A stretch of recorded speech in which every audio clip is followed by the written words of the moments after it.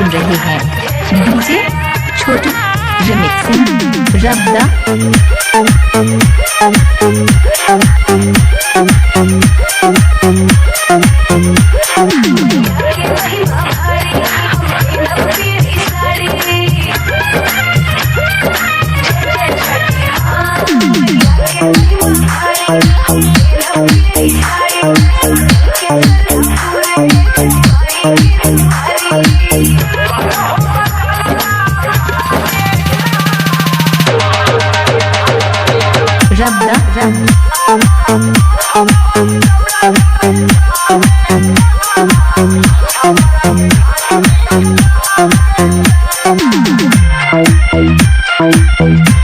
वकील भाई हाईटेक रब्दा।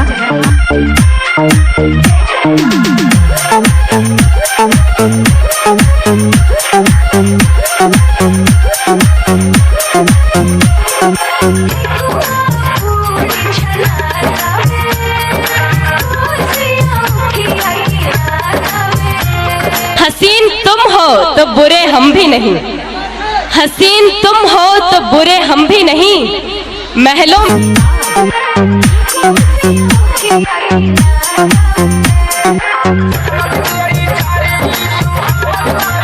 वकील भाई हाईटेक रब्दा।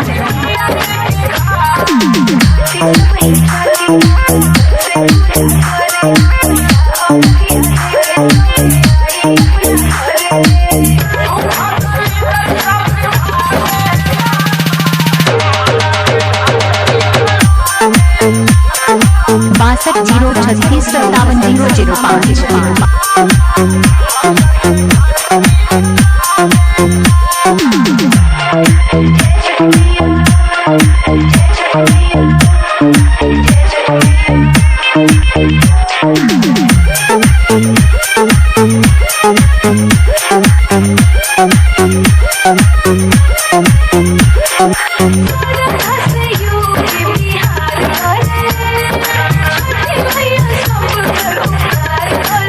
आज की ये शाम इतनी सुहानी न होती, आज की ये शाम इतनी सुहानी न होती, हर चाहत के पीछे कोई कहानी न होती।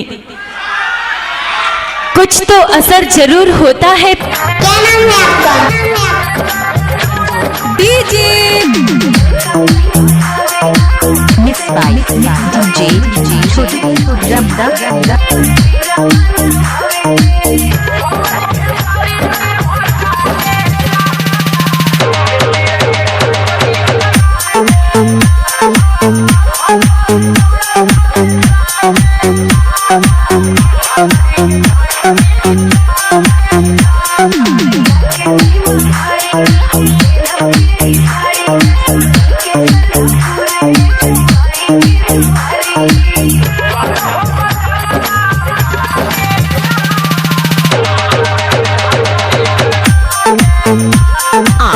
सुन रहे हैं DJ Chhotu Rabda. Mobile number 62 036 57 005।